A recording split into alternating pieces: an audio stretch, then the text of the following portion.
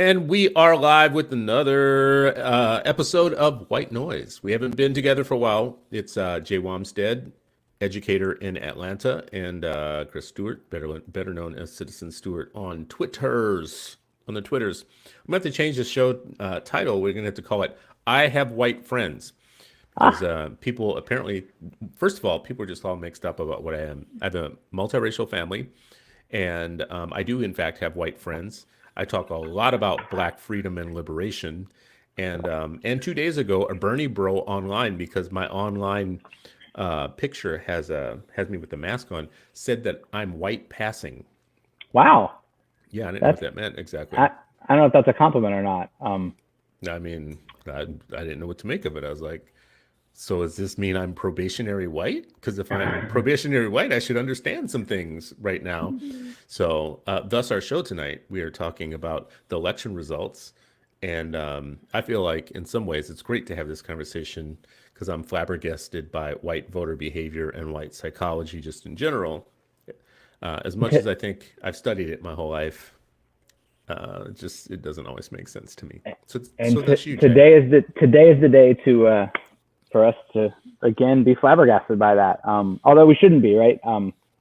I've spent the day being, well, from last night about 8 o'clock to now being flabbergasted, but I should have been ready and expecting for this. Well, how'd you process it? Well, look, you mean like physically, actually, what am I doing to manage my stress and refreshing screens, or? I mean, just like, what are you telling yourself that makes sense of it? Rationally speaking, that we're talking about, by the way, is the presidential election, of course, which is still going on. There's still a count going on right now, but you look up and you see it very close. And you say to yourself, like, okay, see, 4 years ago, there was the excuse of, well, he's not really a politician and we don't know what, let's shake it up. Let's see something new. What's different about it now is you've had 3 years of like on the job reviews. Bad on the job reviews. Yeah. Right. And people still go for him, which I do not understand. I can't get it. So anyways, let's talk about it this way. Let's just start at the top. First off at the top, it's worth pointing out. Yeah. It's just worth, where are we right now? Like, I'm in Atlanta. I am obsessively watching this Georgia result slowly tick back towards Biden all day, because there's just a slim chance that we're going to go blue for the first time since Clinton. Since Bill Clinton. So we've cut it from Trump +2 to Trump +0.9, and all these Atlanta votes are still to be counted. So I'm not giving up hope yet, Chris, that Georgia, we're gonna wake up. That doesn't really change the national story much, but it'll change something for me where I live. So I just wanted to cut in right there. But yeah, the top line is these exit polls are just crazy. So you go. Well, no, I mean, like, first of all, let's just start with that. Like, there's some weird stuff happening, like, things like, okay, you can't win the presidency without Ohio. Well, that may not be true this time for the first time ever. Right. Arizona might be going blue. Georgia might be going blue. But it's still a mixed bag. When you look at the screen, you see red across the country.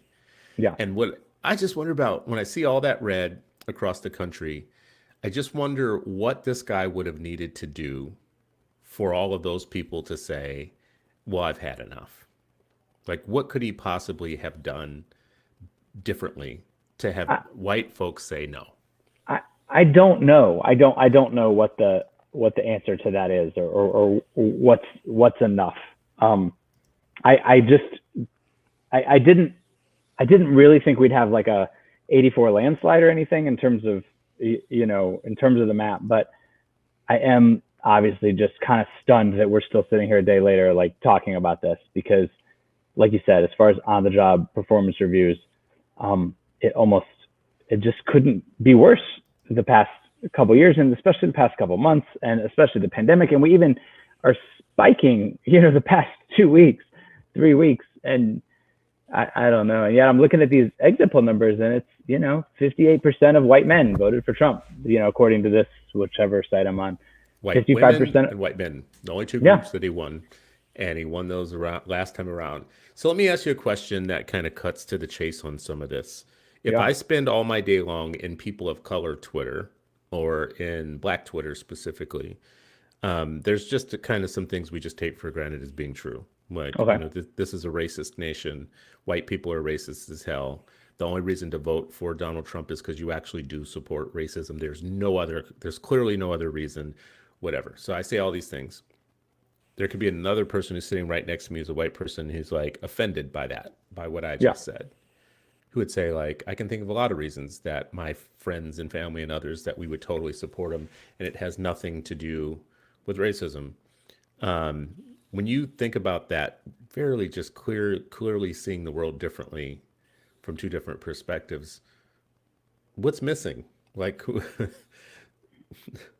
like, I'm so clear on the fact that I get the black side of this. I just am not clear at all yeah. how college educated, smart white people can't see that that's the way that their friends of color are thinking. Well, I'd love to know more data about what you just said about you just threw college educated in there because like a third of America has a college degree or whatever. So I would love to know what how that tracks with education in terms of white men and voting for Trump. That being said, I have plenty of white friends with college degrees that voted for Trump. So I'm not saying that a college degree. I don't know. We're just I think it breaks down into some different categories. I think there's there's just some older people that are just don't care about any of they just lump race in with a social issue, and they're voting purely on taxes and kind of a libertarian hands-off economic platform, which I think is inherently racist, but they don't see it that way at all. And they've lived their whole lives just kind of in a bubble of not thinking about it. So, but I think there's a chunk of people that are voting totally on abortion. I mean, that's a large part of the white evangelical electorate. They want them some white babies. They want them some white babies. This is why they don't like gay people. This is why they don't like abortion. This is why they don't like liberals. And this is why they don't want women in jobs, because they need them some white babies, damn it. They They don't love them after they're born, but damn, that abortion thing is strong in a weird way. Oh, it's not a weird way. I mean, it is a powerful poll. I mean, weird. I want to find. You know what that is? That's a fight between the white man and the white woman, is what that is. And he's like, "You gonna have this baby," and she's like, "It's my choice." And he's like, "You gonna have this baby." And then when the rest of us get involved, he's like, "Get out of here!" Like, if you have nothing to say about this, just move it on. But you Well, I still think be for the. it's mostly about making other people have babies. I don't think. I mean, most Oh, of they don't the want black babies. They don't want black babies. well, they don't want you. They don't want people to have the right to abort a baby. Yeah. Yeah, but I agree. They don't. It's like William Barber that says like until you're talking to me about universal health care, don't talk to me about abortion. Like, Yeah. Wow. I didn't know that. so that's a great quote to me. Yeah, 76%, 76% of white evangelicals voted for Trump.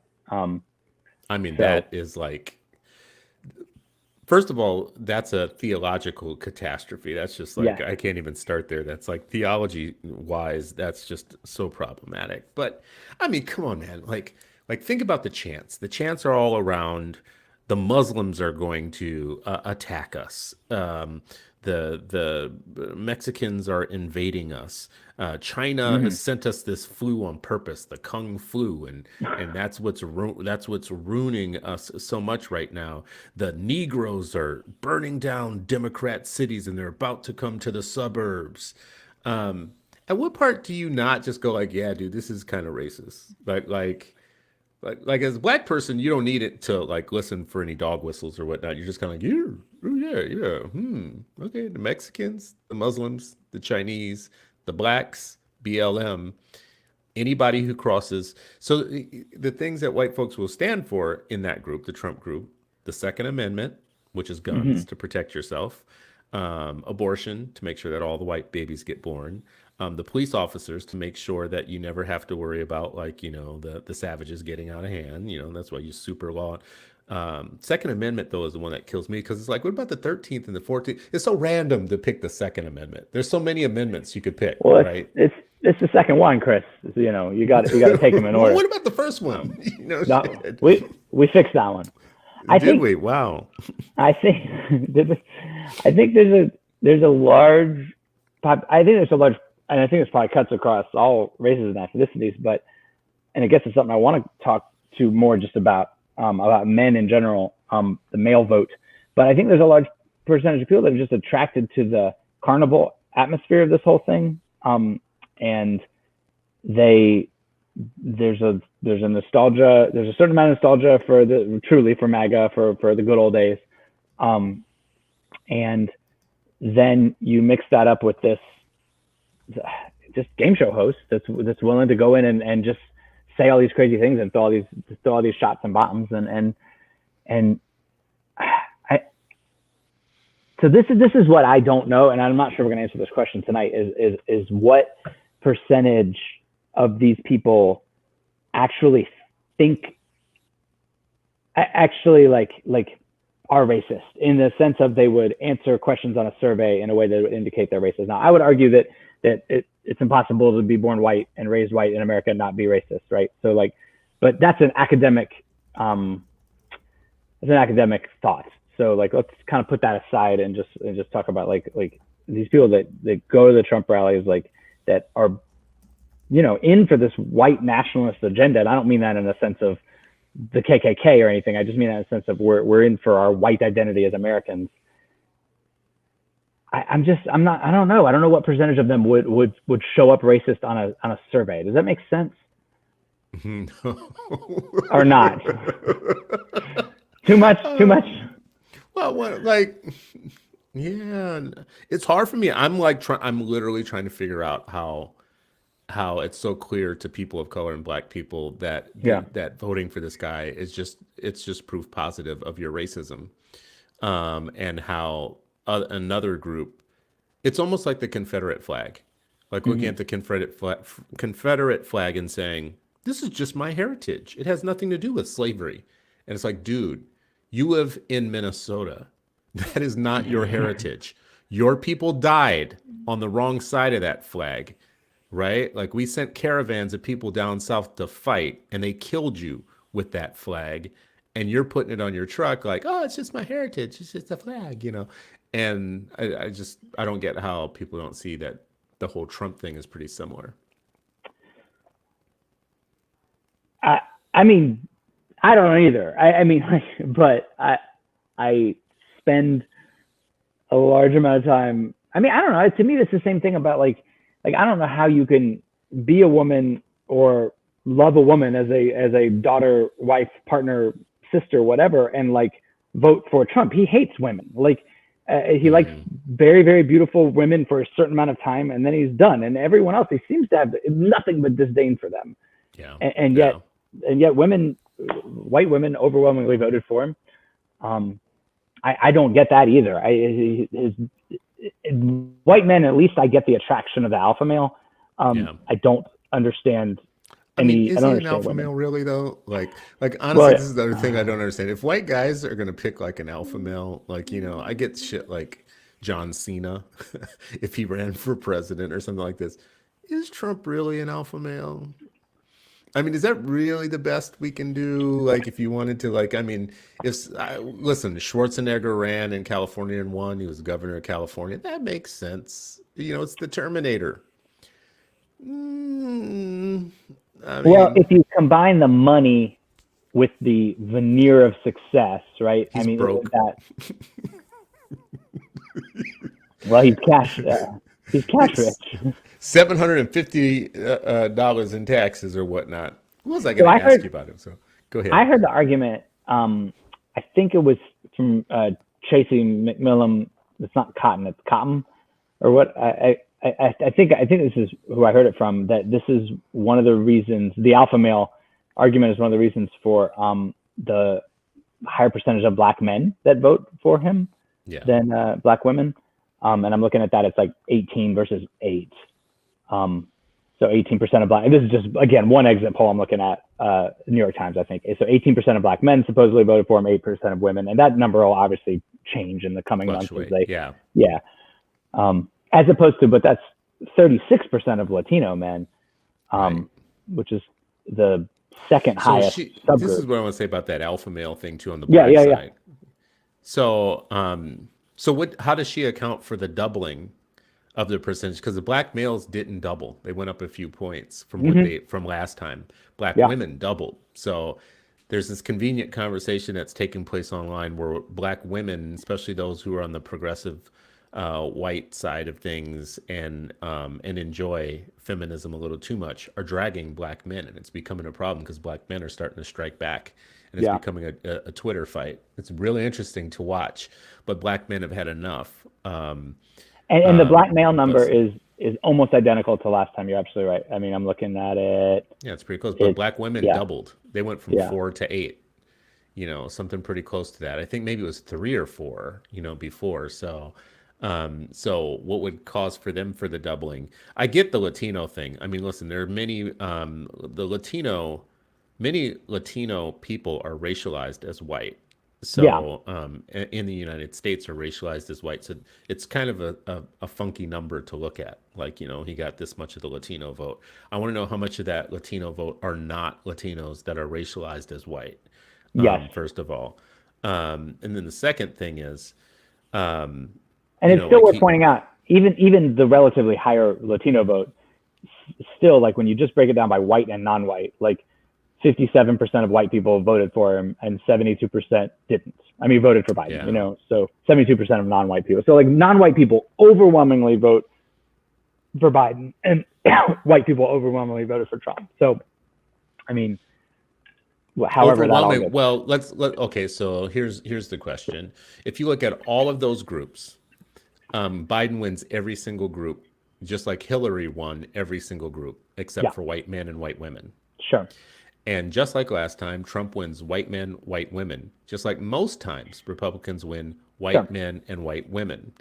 Yet we get into these other conversations about why do black people vote as a monolith for the Democratic Party or blah, blah, blah, whatever. But nobody ever goes back and says, why is it that in of all the things that could divide how people vote in the United States, why is it just so consistent that Trump wins just 2 groups?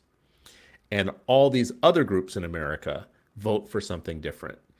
And it's not racist at all. It has nothing to do with race. There seems to be some logic missing from that. I mean, Van Miller here says white women benefit from proximity to patriarchal white supremacy, preserving their access to privilege.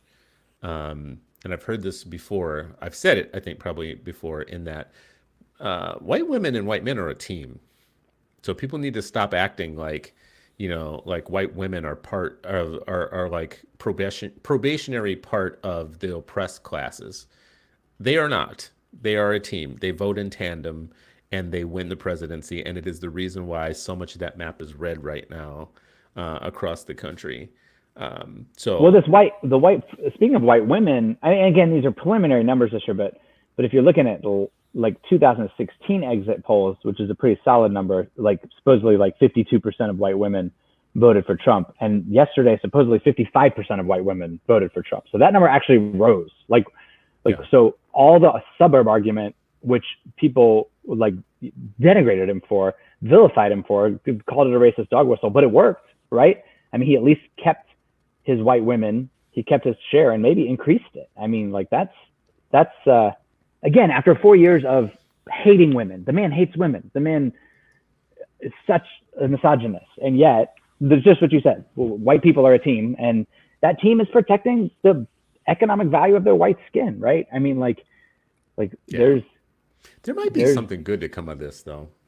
Now I'm thinking about it. Like, Donald Trump is who you would want to send. If you wanted to put the death knell in the credibility of white people in any area, You would send Donald Trump because he has now he's proven your churches to be phony.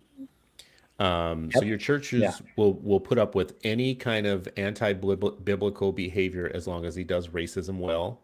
Then all of their Bible goes out the window. They don't care I that mean, he openly says he sexually assaults women.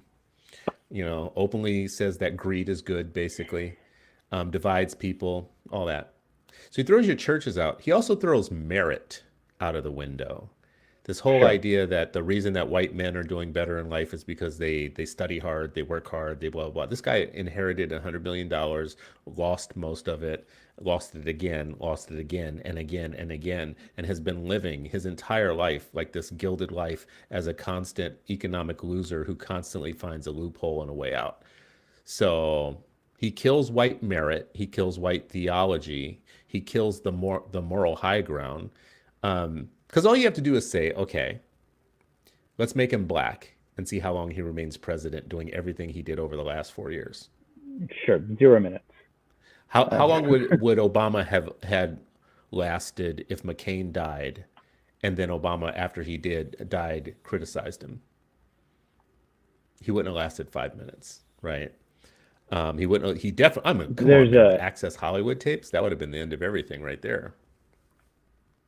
there's a famous Ta-Nehisi quotes, Ta-Nehisi quotes, Ta-Nehisi quotes. That's gonna be my new Twitter hashtag. Um, Ta-Nehisi quote from that article he wrote after 2016, called "The First White President," and I'm not gonna be able to do it justice, but it says something like he goes through this list of like what Obama was, and Obama had to be a Harvard educated, law professor, perfect marriage, scandal free, brilliant, eloquent, and he just listed all these things in order to become president. And all Donald Trump had to be was white. That's the quote. It's like a whole paragraph of things Obama had to do to become president, and then one thing Trump had to do. It's a fantastic quote because it's shocking. And I'm looking at Trump's approval over the past X amount of years, and yet, Chris, through everything you said, it never got below 36%. Like not one point in his 4 years always a third of the country approved of him. Always thought he was doing a good job. Like, it's crazy. And that third, honestly, he could kill people with COVID. They'd still support him. He did, and they did. Yeah. Yeah, he did, and they did, and they'd still support him. He could lie constantly and get caught in lies, and they would still support him. Mm-hmm. I mean, the guy spent imagine a black candidate running for 4 years with the claim that his opponent wasn't really born in America, only to have it blow up as a big joke and it wasn't really like true and whatever. And he spent money and time and energy. Would he be president? Obama had to like go give a speech about his pastor when his pastor said, "Goddamn America," Reverend Wright. Yeah. Name one person that Trump has had to disavow. He's given pardons out like left and right. All his friends are criminals. Not only does he not have to disavow anybody, he like actively avows them. I mean, like with the Proud Boys and with the I mean, just he doesn't even. It's not that he doesn't have to do it; he gets to do the opposite. No, it's a bonkers thing. So my question to you is what? Well, first of all, I want to just return back to the black vote, quote unquote, because I thought when I saw these numbers, because I'd just been hearing so much about, black people broke for Trump, and like black men and women did not really break for Trump all that much. So I'm a little confused. I mean, the numbers are up a little bit, and as one would expect in a non-monolithic group, right? There's two options, and most people went one way and a couple people went another. How did this narrative get started that there was going to be this like massive break in black men and women towards Trump? There's a small break. So I mean, there's a tiny break, but number one, I'm sure he was behind it. I'm sure that was something that was like strategic. I mean, they were actually putting money into drumming that up. And I'm sure that they knew that they didn't need it to actually be a big break. They just needed, like, the whole Candace Owens Brexit thing is a joke. Candace Owens doesn't know 5 black people, but Yeah. the idea that that you could shave off just enough. I mean, look how razor thin things are right now. Look how close they are. Yeah. If he won by 80,000 votes last time, you don't need any type of mass movement. You need a handful of Latinos, a handful of black people, a handful of women, a handful of people who are suddenly scared that the liberals are going to come and invade your house like the purge and, make you into slaves or whatever. You just need a handful of people who didn't believe that before to believe it now, and you win. You don't really need to offer them anything. I mean, what was his Yeah. platinum plan? His platinum plan was like an FU plan, basically. It was like some recooked things that he already had for other people, and he just put them into a thing to say, hey, well, you would actually benefit from a tax cut because, unemployed people make for good tax cuts. I don't know what what his thing was, but basically, I just think it's easy to pathologize black people all the time. If we all vote for Democrats, then we're single-minded and we're not very educated, right? Right. Because we're a Right. monolith. If some of us break away, then it's because we're capitalist and we're this or we're something bad or whatever. We just whatever we do, I think we're under the microscope for, are you really doing that out of intelligence? Do you really know what you're doing? Well, and I In haven't seen mind, it. so I haven't seen it yet, but last time, y'all got blamed for not turning out for Hillary. that's my Um, point too. Yeah. yeah, What? that was y'all's fault. If y'all had turned out better in those upper Midwest states, that we wouldn't be in this mess. And I'm sure the narrative also, I mean, fingers crossed, math aside, or math forward, it looks like Biden's going to pull this out, but y'all are still going to get blamed for just what you said. Like if y'all hadn't moved your numbers a little bit, then we wouldn't be in this mess. Like the margins wouldn't be as thin if black people had voted the same way that they did last time, right? And nobody talks about the white people. I mean, Nobody talks about the white people. It's easy to just keep putting it on the black folks. I mean, and listen, we're like what, 5-10% of the electorate. So why talk about us so much, right? yeah, I don't know. There's really like not a good reason to talk about us. Oh, we're so decisive.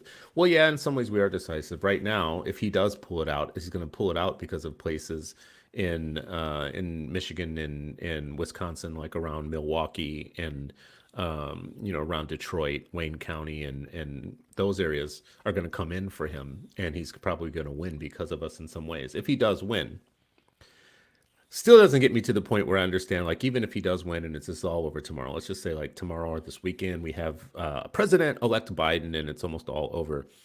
It's almost like just because the fart goes away doesn't mean you forget the person who farted, right? Like it's still here with you. It's still, so we're gonna have a new president, but we still gonna have Trumpers, and are they gonna be happy? Are they gonna be violent? Are they gonna simmer for 4 years and just, what are they gonna? What's their next move, really, right? Because they've had their guy. This was their guy. Oh yeah, This was like their Jesus. I mean, the Republican primary in 4 years. Again, probably Trump will run again if he loses tonight. Oh, wow. If he doesn't run, Don Jr. will run, and then there'll be a couple. There'll be Tom Cotton, there'll be a couple other crazies, and then there'll be a couple moderates, and it's going to be a mess. I mean, it's going to be insane. Yeah, do you think people on the left, white left, are as crazy as the people on someone would say to you is there's crazies on both sides. right. Do you think the people you just mentioned, like Don Jr. and the Trumps and Cotton and some of the other names we could name, do you think that there are people on the left that are just as crazy as that? Mainstream people? I don't know. It's hard for me to say because policy-wise, I would line up more with somebody on the left than somebody on the right. Right. So like so for me, I'm just like, oh no, they're not as crazy because I just happen. I like the Green New Deal, right? Yeah. I mean, so I like the Green New Deal, so it's hard for me to like see somebody really in the pocket for that as crazy. But like I can see an argument certainly that AOC is just as intransigent as Tom Cotton, and they have like they're like stuck in their lane and they're not budging or moving, and that they would be just as difficult to like govern with, right? I mean, I could buy that argument, even though I agree with AOC's agenda much more than I agree with Tom Cotton's agenda. I don't know what Tom Cotton's agenda is besides whiteness, right? I mean, I think you know it. You just said it. If there's any Tom Cotton fans out there, I'm sorry. He probably has an actual agenda. Well, I mean, think about people like the guy in Iowa who always gets in trouble, who said the thing like you can't form a civilization with other people's babies. Yeah, what's his name? You know what I'm talking about. He's used to saying really crazy, outlandish things. And you think about the Devin Nunes, or that Matt Gaetz person, these people who actually, or the guy from Ohio, Sandusky, or, oh God, what's the guy's name? No. Not Sandusky. That's the Penn State guy. No, this guy actually had hand in the wrestler's scandals at the college before he came to Congress. You know what I'm talking about? I know who you're talking about. Yeah. And it just seems like they are really like nuts. Like, as a person who is objective, I don't have a dog in either party, but the wildest that I think in the left is AOC and the Squad and Bernie, who all actually come to the table with policy ideas, though, right? They're not just like running around talking about civilization is about to die, because, well, then again, let me think about that. Well, and that to me is the difference between like the far left and the far right. Is the far right doesn't, as far as I know, have an agenda beyond like cut taxes and that's it. And whereas the far left like has a lot of agenda. Now you can argue about whether the far left agenda is economically viable, whether it's going to be efficacious and all that, but like at least there's an agenda. There's no agenda on the far right. Donald Trump has no agenda other than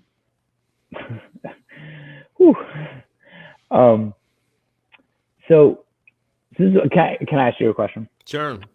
So today, we've all been talking about the Electoral College all day, or since last night. I was trying to explain it to my kids, and that went really well. They're 11, 9, 7, and 3. The 3-year-old, forget him, but the 7-year-old really, it's like he can't even name all the 50 states. So to try to explain to him, each state is worth a different amount of points, and he's just like, but what? So again, we're talking about this today, and all day they're like coming at, what's going on? And I'm like, well, he's up by this and this and this state, but this state's worth more points than that state, so blah blah blah blah. And so I think we can, I think you and I've never asked you about this or heard you talk about this. I probably assume that you think the Electoral College is fairly undemocratic, correct? And that we could do with a better system. And have you read much about the argument that the Electoral College is not just undemocratic, but also racist? Okay, so can we talk about that for a minute? Because I've been sure. looking at some stuff today, and so I found one list where they put the states in order from like where your vote matters most to where your vote matters least as far as a state. So if you live in Wyoming, for instance, that's the #1 state, your vote matters much more than if you live in California. Because I'd imagine Missouri is pretty high up there. So up there are, and I'm just going to name some like really, really like white states, like Wyoming, Vermont, North Dakota, Rhode Island, South Dakota, West Virginia, Delaware. You have to get to 11 to get to New Mexico. DC's up there too, but it's so small. It's not, I skipped it, but you have to get to New Mexico to get to a not monolithic white state, but then you go right back to Montana, Nebraska, Idaho, New Hampshire. Let me get Maine, Nevada, finally we get to, and finally we get to Arkansas down at number 18. And when you go to the bottom of the list where your vote counts the least, we have Florida and North Carolina. There's Colorado, Virginia, Pennsylvania, Ohio, Massachusetts, Michigan, Wisconsin. These are all states with, so the list of states where your vote matters the most are very, very white states. And the list of states where your vote matters the least are very, very non-white states. I mean, it's kind of a mix of white, non-white, Hispanic, Black, all that. And that's really fascinating, right? I guess it's not fascinating if you think about America as cradled in white supremacy from the get-go, but the fact that we're still like people always make the argument. Okay, I'm going to pass this to you because the argument you always make is, well, like the Electoral College protects rural states, and I understand that in theory, but what it largely protects is rural white people, and it largely, and again, disenfranchises is a poor word, but it relatively disenfranchises people that live in cities. I mean, like, Yeah. So I want to pass that to you for a second. Well, I feel like if we thought that democracy was a faith, voting would be like one of the main kind of acts of our faith. It would be the thing that we would hold up as really kind of being, don't mess with it, sacred things, like a sacred right. But the electoral college, in one way that you're saying right now, is one way of making it completely unfair. So a guy in California, where you have a state like California, where it's mostly people of color, how many, like, you're a math guy, like how many times over is a guy in Wyoming's vote more important than a guy in California, for instance? It's many times. So Yeah. I'm a guy in Wyoming, I'm a guy in California. I think a lot of people live under the myth that it's one man, one vote. A lot of people don't even know much about how the math works with the electoral colleges and all that stuff. They know it's there, but we do really think our individual vote is worth as equal, like yours and mine, depending on where we live. Yeah. And it's just not true.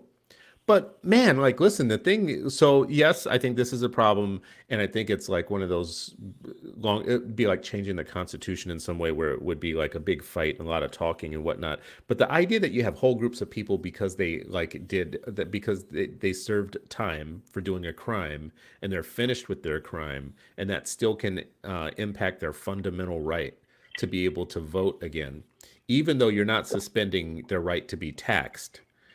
Right. Like, you could be taxed for the rest of your life in your state, but you could also have your vote taken away after your complete term of imprisonment is done. Like, you've paid your debt and you still can have it's things like that, and voter suppression and shutting polls and messing with the postal service and all those things that just let me know that we've entered a new I'm going to call it a new era. Maybe I'm naive, but we've crossed the line into which it is okay to literally be for not people letting the American people vote, like, without having to cover it up with a bunch of fancy words or excuses. Like, we've entered a time now where a political party could literally be for stopping as many people from voting as possible. Well, we've normalized this insane myth that Trump started 4 years ago with the 3 to 5 illegal votes, 3 to 5 million illegal votes that got cast for him. And he did what all good hucksters do. He just kept saying it and saying it and saying it and saying it. And he had his little echo chamber with Fox News, and they kept repeating it. And finally it just got to be one of those things that, like, it's not true, but it's got said enough times that now we have to be suspect of mail ballots because there might be 3 to 5 million illegal immigrants voting, which is obvious, as any data person, science person, research person knows, is not true. There's no demonstrable evidence for it. However, here we are with COVID too, and half the population won't wear a mask because Trump says don't wear a mask. So, like, drink some bleach. Okay. Just squirt it in your eyes. It's not funny, but damn, I mean, how, like, I fear for my country. I don't know which one of them says I trembled for my country when I know that God is just. I tremble for my country when I know that intelligence matters, because, like, we've lost most of it. Who was the philosopher? I just had this in something that I was either reading, writing, or dealing with a week or two ago. It's a philosopher who's one of the main ones. It's got to be like Socrates or Plato or whatnot, who was very suspicious of democracy, specifically because he had a concept of what would be called like the Candyman Theory, which was basically somebody would offer you broccoli and somebody would offer you candy. And the populist nature of democracy would actually ruin societies, because it's more likely that people are going to pick bad things that taste good rather than good things that taste bad. Right. Yeah. So you can have the candy store owner come and say, I'll give you all candy and you'll all die from diabetes next week, blah, blah, blah. But you'll vote for that guy over the guy who says, we'll have good government. We will have strong, efficient, smart, good government. It's why you don't have elections for your your children don't hold elections for their parents, because every decision I do is unpopular because I'm trying to run this house.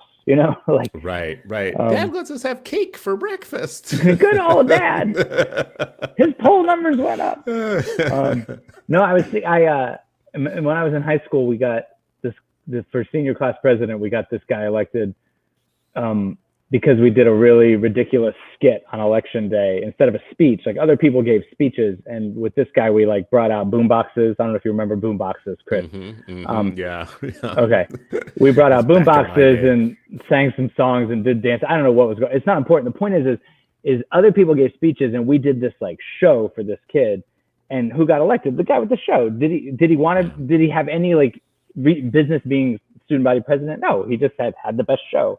And here we are. We got a show, and it works, right? The Candyman guy. What do you think happens if a person like me just says, if you voted for Trump, you're stupid and you're racist? What happens then? Like when I say that, knowing that like millions of people voted for Trump, millions, and here I come along and I just say like, don't even like, well, let me ask that question differently. Like, do you see it as problematic that I'd be unfriending people in social media who voted for Trump? So I think I feel a little blessed to be able to there are people in my life that voted for Trump that I can't get out of my life. I don't live with any of them, but I was about to say, did your kids vote for Trump? No. But I have family members I have a big family. Statistically, we're all white. We're not statistically white. We're just white. My family's all white, spread out across the country. Statistically, some of us voted for Trump. I know more or less who those people are. I don't know. So I can't.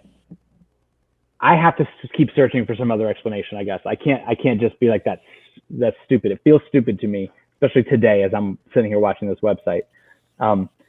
It feels stupid to me every time I hear Trump open his mouth. It feels ignorant. I keep looking at this question right down here. Can you vote for Trump without being racist? And my academic, the answer is no.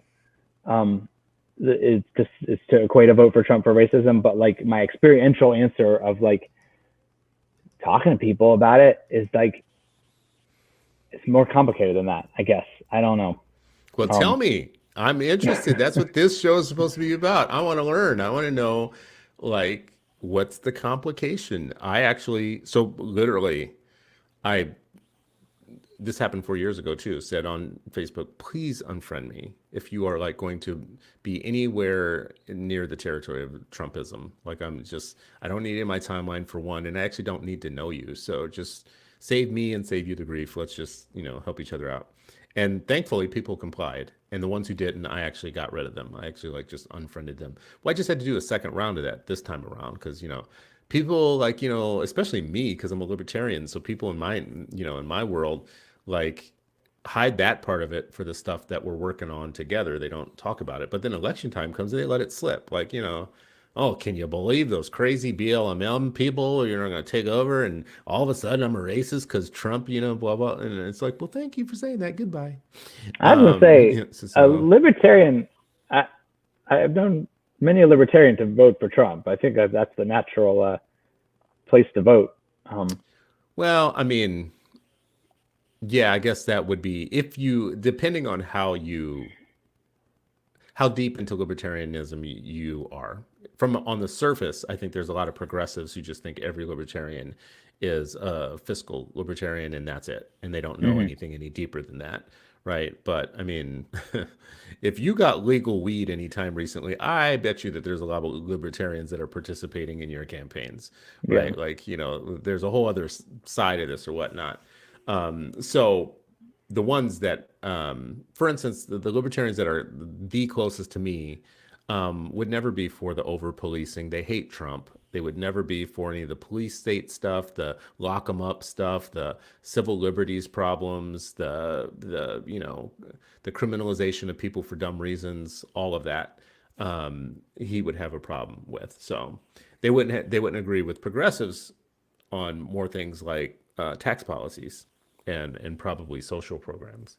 But anyways, I said all that to say that because I have those relationships, stuff comes out, and then it's not until it comes out where I go, okay.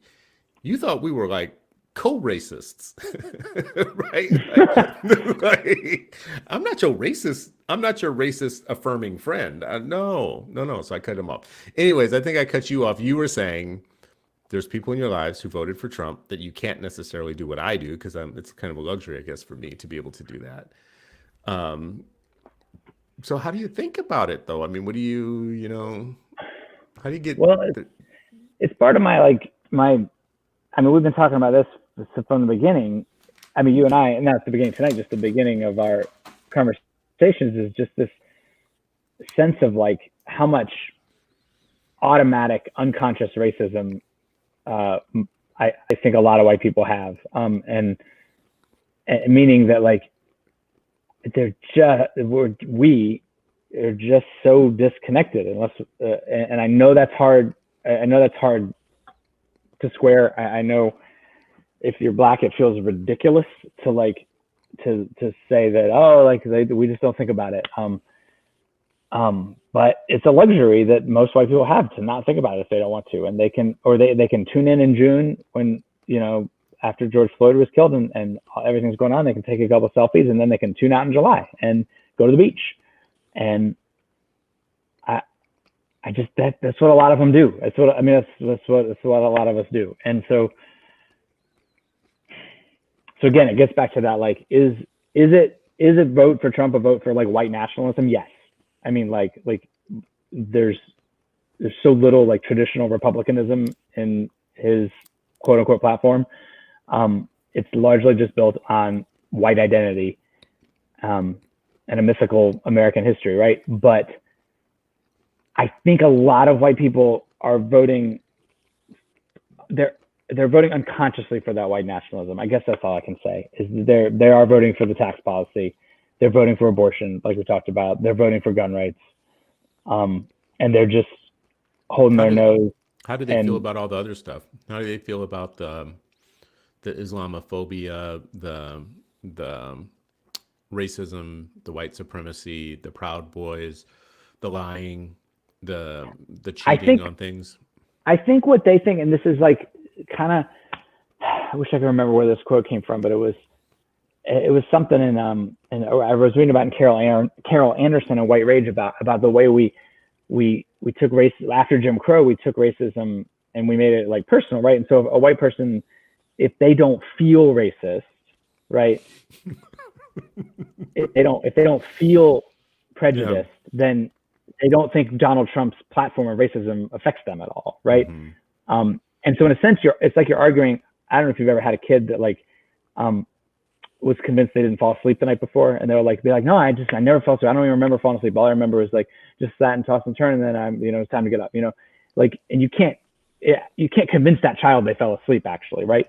Because sleeping is an invisible process. That's what it's like talking to some of these white people about racism. Is they don't feel racist, and so it just all argument and conversation just slides off. And yeah, the Proud Boys, but that has nothing to do with me or my street or my world or my job or my it's a willful ignorance. It is I was about to say that actually is not ignorance. That actually is racism. Yeah, I mean, to basically be able to say, like, I know something is really bad is happening to people somewhere, but I'm not going to participate in changing it at all, and it's not really on me. What does Thanksgiving sound like in those families? Like where you have the mixed families, like part of them voted for Biden, part of them voted. Well, I don't know that anybody's coming together for Thanksgiving this year, but if they were, this year, how would that work? We've been blessed with the mercy of not having to gather together. Yeah.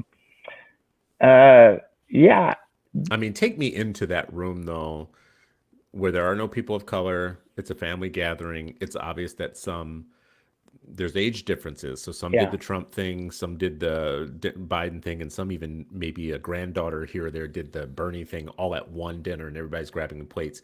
And of course, something's going to come up at some point. Yeah. Right. Like, I want to be a fly on the wall in that room. I mean, what happens there? I mean, it's just what you think. It's the I have a black friend. It's the black couple down the street, and Who agree I with you? who they agree with me, or they've got a son and he's something something, and that's why something something. I mean, like, or the black guy at work like couldn't get health insurance, and Trump's going to fix health insurance. I don't know, whatever. Obamacare was really bad for this black guy at work's health insurance. That's another one. I mean, like, Someone needs to film that discussion, Jay. Someone needs to film that and put it out there so the rest of us can see it and understand. Like right? one of those, like one of those white thing people talk videos. about. Yeah. Like a behind the scenes, like, into the wild world of white people. Let's go to a Thanksgiving dinner with a mixed family, right? And there's different ways I could see it going down. I could think of like a country family, like I live kind of far out from the city, like a country family, but has those college kids that come home for the holiday type of thing, right? So somebody says something and immediately they trounce on it. What do you mean by such and such? And boom. But I don't know what happens after that. I'm only imagining this as a thing, like, going on. Now, I do listen. To be very real, like my family is very white, and I actually just don't see these things coming up all the time. And this year we won't be all meeting together and gathering together. I just don't see it coming up. I mean, maybe it's people know better. So I was gonna say, we've been through 4 years of this now. I mean, like I will say, I don't know that my mother has talked to her brother in 4 years. Like, so since the last vote, you mean? Since the last vote, right? I mean, really? my mother is very blue, and her brother is not. So like, I mean, so there's a lot of that. There's division. I mean, real like actual like, split left and right division that happens. So let me ask you this question before we run out of time. And we can come back to the white people on the wall, because it's a lot of like, putting marshmallows on the sweet potato casserole and putting sugar in our grits and stuff like that. Breaking the law. Oh, wow. That's terrible. What is it? What is it we eat? Mashed potatoes. We have mashed potatoes at Thanksgiving. I love me some mashed potatoes. At Thanksgiving, though? Listen, there's some things that white people do dinner-wise that make absolutely no sense to me, as just bonkers as hell. Okay. And then there's some things where I feel like they have cornered the market on the salvation of food. And let me tell you about categories. So Just give me one of them. Well, Minnesota has a thing called hot dish, and maybe you've heard of it. So hot dish is what you might call casserole everywhere else, but hot dish is a very specific set of possibilities. Like it almost always involves a can of mushroom soup and many just other things that you can find in your refrigerator. So you might have a tater tot hot dish. You might have a chow mein hot dish. You might have, maybe dump like frozen vegetables in it. Frozen peas and carrots and tater tots and mushroom soup and as a base. But the best one really is, to me, I love tater tot hot dish. It's like one of the best. Now wait, on some weight in the winter time thing. Is this white or black? Or this is white as hell. Oh, it's white as hell. Before I never knew of this. It's like it was some secret shit. Yeah. I had a friend from Minnesota a couple years ago. I mean, like, he lived here. He doesn't live here anymore. I mean, I would say we're still friends, but I haven't seen him in 10 years. But he brought me, when my first child was born, his wife brought me dinner, and it was what you're talking about. They were from Minnesota. And it was the weirdest thing. It was like tater tots on top of like chopped up chicken with like frozen vegetables at the bottom. And like, it must have been a can of mushroom soup to like hold it all together. And they like cooked it and handed it to us. And my wife and I were like, what is that? Like, so it was good though, wasn't it? It was something. And it was something. Well, that's a very Minnesota thing to say. Well, it was something.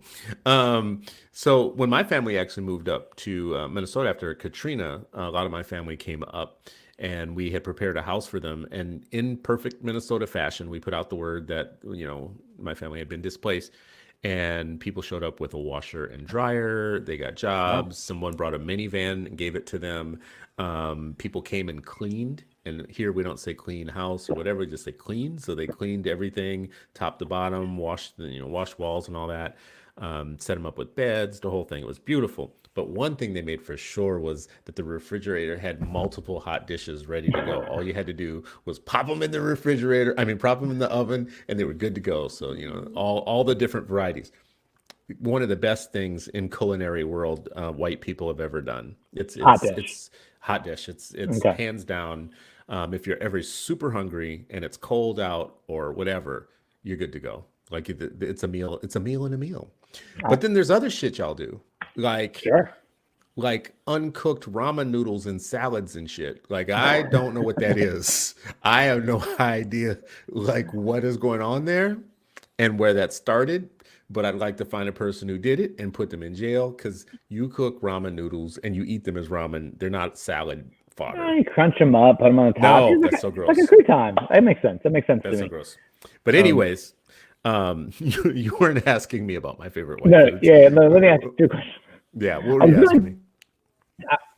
I was really trying to get to sweet potato versus pumpkin pie. We'll save that. Um, so what are the, because I've been thinking about this so much in the past couple weeks, and again today, just watching this.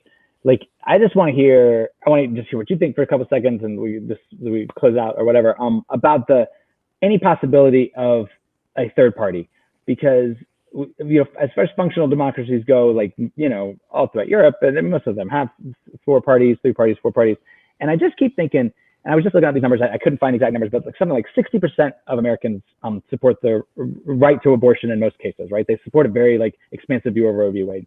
And also something like 60 or 70% of Americans support reasonable gun control measures, not abolition of guns, but reasonable gun control measures. Mm-hmm, mm-hmm. Meaning that these are things that the right and the left kind of come together on. There are Republicans that support the right to an abortion, and there are Democrats there are Republicans also that support the right to like have some reasonable gun what's it called restrictions. My point is, and you talking about AOC versus Tom Cotton, isn't there some space in the middle for people to come together and create a third party? And if there was, isn't this the moment? Like not necessarily today, but like in 4 years, like can the Republican Party go all crazy and maybe the Democrats go all crazy, and in the middle everyone looks around and goes, well, I don't know, maybe we'll nominate somebody and we'll be for abortion and we'll be for some gun control and we'll be good.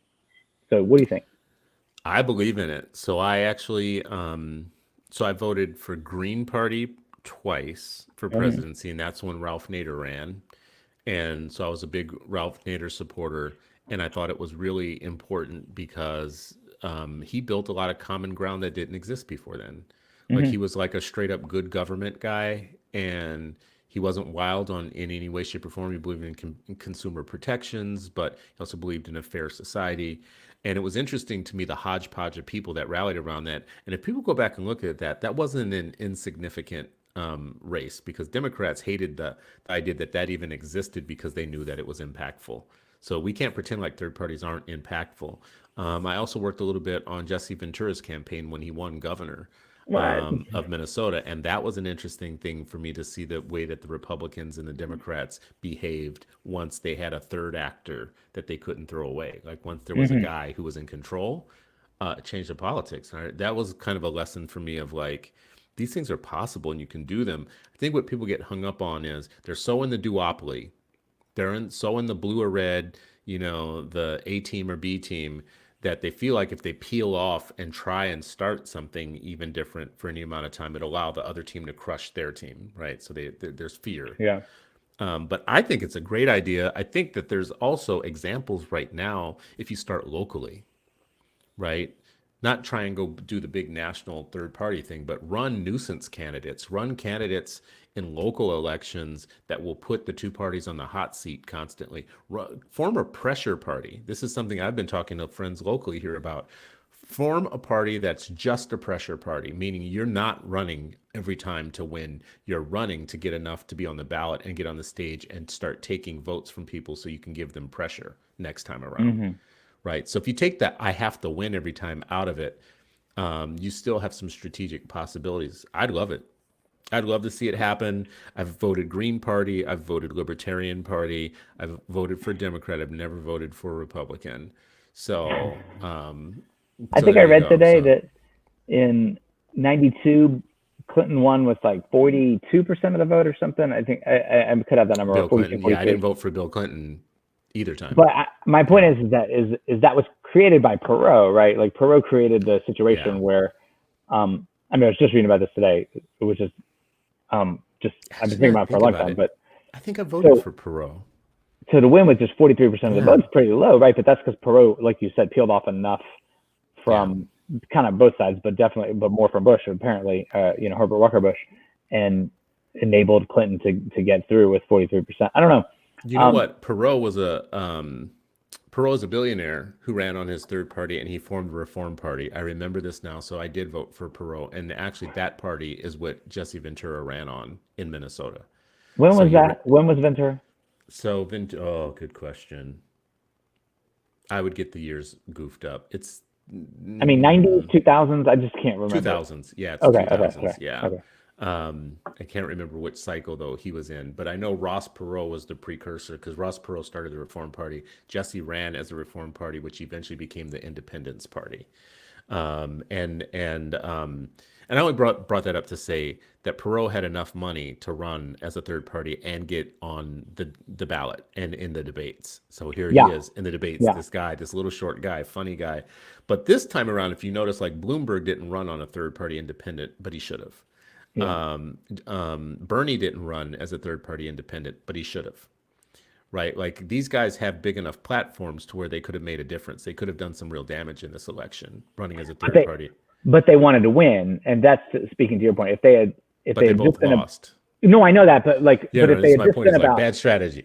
No, I know, but I'm just speaking to your point. Is that if they had just been about advancing agenda, the best way to do it would have been to run as third party and advance the agenda, right? Instead, they thought they had a chance to win the Democratic nomination, even though they weren't Democrats. So they like went into that lane and got pushed off the road. Well, I don't know what you'll say about this, but I actually don't know that their chances of winning as third parties wouldn't have been better than going through the party system. I wouldn't even say like a Bloomberg, if he was really funding his own campaign as a third party and he was a former Republican who governs as a Democrat, and he's really middle of the road on a lot of things and has done a lot of great works and knows a lot about different things. I could see him shaving votes away from both candidates, which is what Jesse did. And the day before Jesse won, it was not going to happen. The day before he won, the day before the election, people were still saying he's a joke of a candidate. Don't you know that that's not a serious candidacy? Blah blah blah. Republicans and Democrats were saying that until the next morning when the votes came in, and he had shaved enough off of each to actually form a third thing. Well, and that's my thought about the coalition of again, like most Republicans actually support a little bit of gun control. And most Democrats actually support some abortion restrictions. I mean, there's space to talk, but we get polarized into these camps where we have to be 100% for abortion in all cases. We have to be 100% for AR-15s in all cases. And like, but really, that's not what people think. That's not how people actually like govern their own decision making. And somebody in the middle could start peeling people off. You think that would work with I think the left could get peeled a lot of different directions because the way that I see it, the left and the Democratic Party are not a monolith. The right and Republicans are an actual monolith. They literally are a white person's party. That's all they are. And that's the only thing that binds them together, which is why it's hard to govern as a Democrat because you have to like be including all these. You got to deal with all the bullshit that comes with trying to like manage tribes. Well, and you have to be the grown up in the room that like pays the bills. I mean, that's also like we're just in this situation in the country where Republicans cut taxes and don't actually decrease spending, and then we balloon deficits, and then eventually a Democrat comes in and has to fix it. And so like it's a bummer. It's always a bummer to be the Democrat president, right? Because your dad coming home from work and having to whoop the kid right away. That's that example. That is a terrible example. Terrible. I'm sorry. I take that back. I'm cracking up. Well, listen, I don't know if I understand white people anymore after this, but I will say this much. I'm interested in understanding. I joke a lot about it. I get angry about it. I have a personality around it, but I'm interested in knowing what the next thing is, because actually I believe, number one, I consider myself to be a thinking person, and I know thinking persons all across all different kinds of home situations, like race and class and geography or whatnot. I just it's not a class of people, but I feel like we're losing. We can't just think our way out of this anymore, like, because we're dealing with people that are so tribal in ways that are crazy. But it's Yeah. hard for me too, because I'm also a person of color who has an analysis about white supremacy and the founding of the United States in white supremacy and the continuation of the United States in white supremacy. And I feel kind of like a whiteologist in this way. Like, if you have studied Jim Crow, and if you have studied the Willie Lynch type of philosophy of how you keep slaves working hard, and the science of slavery, and all of the battles that took place since civil rights, all that stuff. If you study that, you start seeing patterns. You start having pattern recognition, which is why it's hard with white people, because they have no pattern recognition. They have no concept of history, of what happened before them. So everything to them is brand new. So whereas I'm seeing, oh, you did that in that law, or that thing that you're doing, whatnot, you did that in Jim Crow. You did it after Jim Crow. You did it to defeat integration. You did it during the time that we're trying to get, fair housing laws passed, whatever. It's a pattern of behaviors that take place over and over again. And you're probably not alive still as a person of color if you haven't recognized some patterns, Yeah. because it's what keeps you alive. Makes it really hard. This will sound like a harsh critique. It makes it really hard when you're a person who understands patterns and pattern recognition as a means for survival, talking to a person who has never had their survival threatened from those very same patterns and don't even want to admit that those patterns exist. It's a hard conversation to have. Yeah. And I've been thinking this like terrible sentence, and I'll just say it, because it's just been kind of rattling around in my head for a long time. But like, to be white and have voted for Biden, it's truly like there's a sense in which like you kind of win either way. Like if your guy Biden wins, like good, but if Trump wins, like you're still white. Like you didn't want him to win, and you hate him. Maybe you abhor him. You abhor his policies. You think he's a monster. All these things, but he's still the candidate of white nationalism, and there's still a sense in which like you're good either way. And I'm not like I'm not. I don't say that cavalierly, Chris. I'm not like. I don't know what to do with that sentence. I just know that it speaks to what you're talking about pattern recognition. Is that white people, we don't have to, like, by and large, like worry about how to survive. Like water flows downhill and we'll just keep going. And Water keeps flowing downhill, just like gravity. You know what I think is interesting about that is, like, I get the insecurity, because Black people and people of color constantly live underneath the knowledge that if white people decided to wake up tomorrow and decide that we all had to wear jumpsuits by law, that it would become a law, yeah, and we could do nothing about it. So white power in the United States is, we don't want to ever like talk about it in this way because we don't want to admit it, but it's absolutely true. If white people woke up with any bad idea tomorrow, everybody else would have to suffer that bad idea.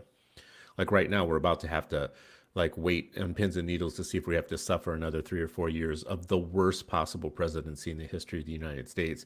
But it's on white people. We have to like wait. We have to wait and see what white people decided on it. That's white power. right. But when white people looked up and they saw Obama for 8 years, it was the first time for many of them that they actually experienced the idea that it would be possible that white power would not be just a given. Oh yeah. Right? That was the first time that they encountered the idea of, oh, for 400 years, we always had our foot on your guy's neck, meaning if you agreed with us, then you were great. If you disagreed with us, you were horrible. You were going to be in bad shape. So the idea that might ever come a time when we talk about things like the browning of America, we shouldn't celebrate that so much, because all that's going to do is stoke the same insecurities that cause white people to do really bad things. The browning of America, celebrating how many more biracial families there are, and all that stuff. I think it stokes something in people, and we might be in late stage white supremacy right now, where people are literally starting to figure out for the first time ever that that was temporary, that it wasn't a forever permanent thing, that you would own everything. You would have the Sure. keys to everything. That it wasn't a biological or divine right. Right. That it was like temporary and but might be man, coming to Chris, an end. that end is slow coming. That last gasp is real. It's taking a while. That's Well, I don't know. Like, yeah,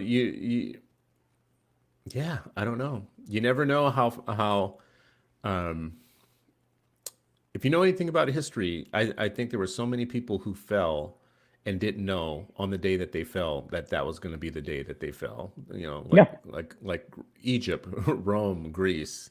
Like I don't think any of them ever like really thought that the day was there when it was there, when it was upon right. them. And I don't think that white supremacy is sustainable, not just beyond any other way, but just economically and everything else or whatnot. White people are going to have to get their mind around the idea that they actually need the rest of Americans, even for their survival, not as a threat to their survival. But, anyways, I don't know. I don't know that we landed on anything perfect. I don't know that I understand white people any better right now, except to say this. Like, I'm probably not going to stop saying that I think that people who vote for Trump are racist and that they know that they're racist and they're not going to gaslight me. And I think it's okay if they're racist. Actually, I don't want to say I think it's okay. I think it's probable that they would be racist. It's hard for me to understand history and time and experience and see them arrive at this point in time as anything other than racists. So, Yeah. you Whereas I have a memory of myself as merely ignorant, and that's a type of racism, but there's the ignorance of the situation, like my ignorance 20 years ago at least lets me have some space for hoping that there's just ignorance out there that can be spoken to. So you and I have said that same thing to each other a dozen times. No. So And this is why I think it's good to keep having the conversation too, because I do believe in such a thing as not being defined by type, yeah, right? Like, my favorite artist is Prince, and some of my other famous artists like Grace Jones and Michael Jackson, they defied all kinds of gender norms and color norms and even norms of taste and whatnot. So I believe in shape shifting in that way as a way of being a little bit punk rock. So I believe that there are white people who actually will take the white thing down, like who actually are in the matrix and will be the ones to bust out of it. So I should probably not talk in such blanket terms where it sounds like I'm not leaving the possibility that there are people that are actually revolutionaries or subversives, people who are subversive to the thing. They know what it is, they've lived in it, they understand the game better than probably the rest of us, and they also know how to like attack it and poke it and do all kinds of things to it. So we should keep room for those people. If anybody's listening, I just want to make sure that I point out that in all that history that I studied, there were those people. Like in all that history of Jim Crow and slavery and abolition or whatnot, there were those people, and they were indispensable because they had information, they had access, they had power, they knew the rules, they knew the secret meetings and handshakes and all that stuff, and they still do today. Yeah, I would imagine they still do today. But I don't know, man. You don't even know about hot dish, so I don't know how much you can help me with white people. nothing. I mean, this is Atlanta. We don't really need hot dish. It's not really. It doesn't get too cold here.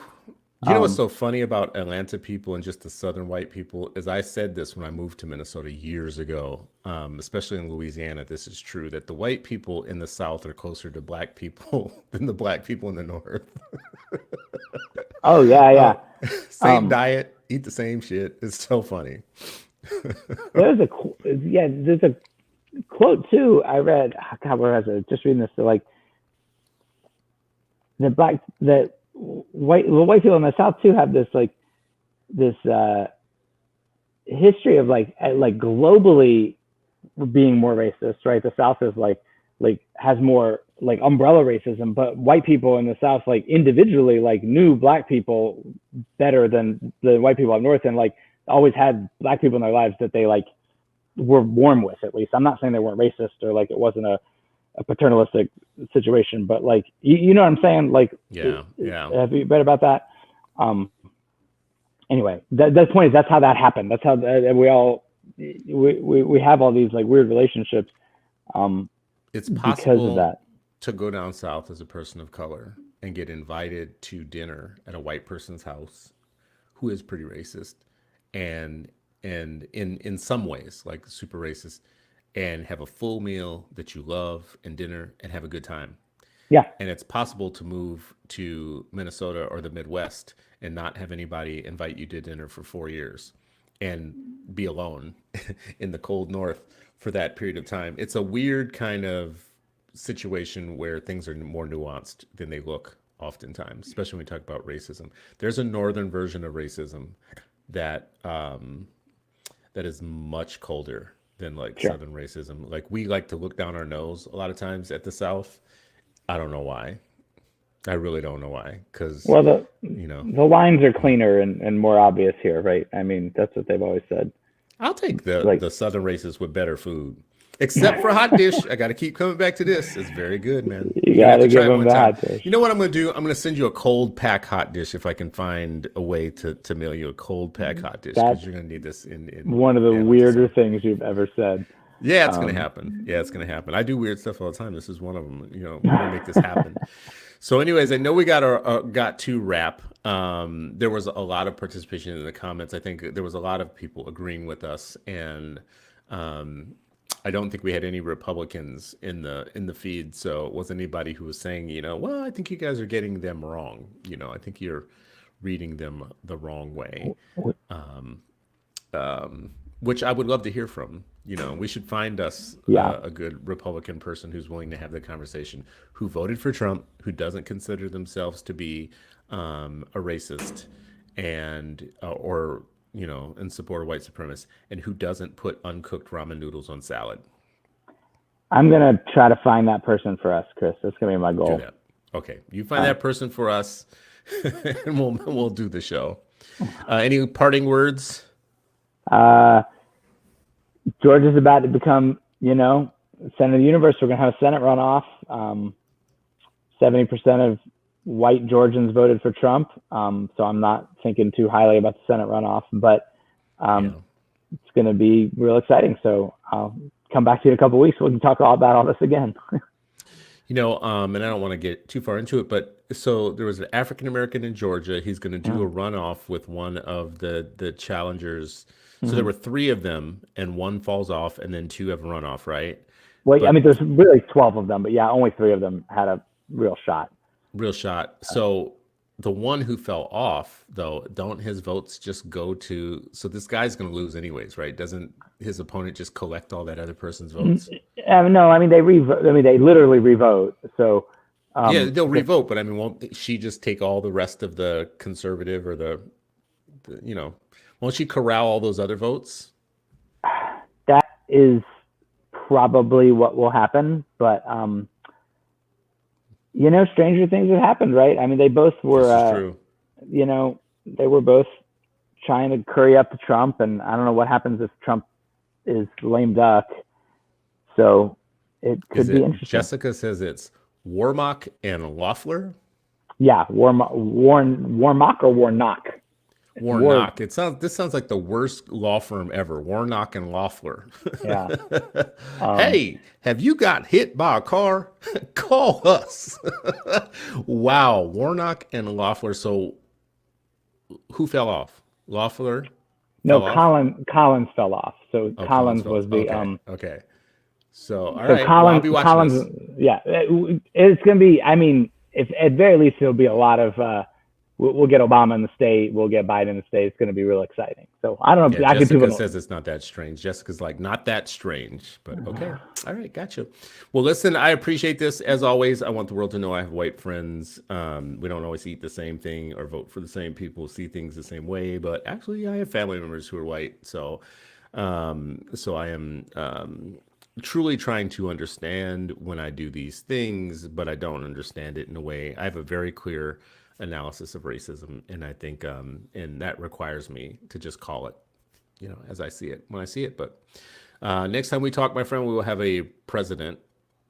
So hopefully, let's just hope it's the right one. Yeah, let's just hope it's the right one. Yeah. Thanks, Jay. Appreciate you, All right, man. Chris. Have a good Next night. time.